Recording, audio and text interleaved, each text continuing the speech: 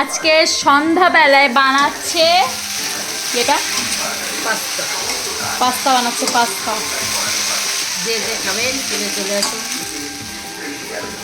আমার মা দেখো আজকে দেখো চুলে স্পা করিয়ে দিয়েছি আমার মাকে, বুঝতে পারছি।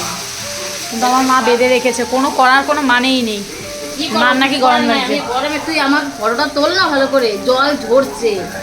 বন্ধ করে এখন খাবো, আমি এখন খাবো, বন্ধ করে দেবো। আমি এখন খাবো খাবো, আমার খিদে পেয়েছে মা। ও মা কয় মিনিটে বানালো তুমি? একদিকে সিদ্ধ হয়েছে, একদিকে বানাইছি। বাহ, ও তো কয় আমার তো এত টাইম লাগে কেন? আধা ঘন্টা 1 ঘন্টা। বেশি খা। আমার মা আমাকে বেশি দেবে।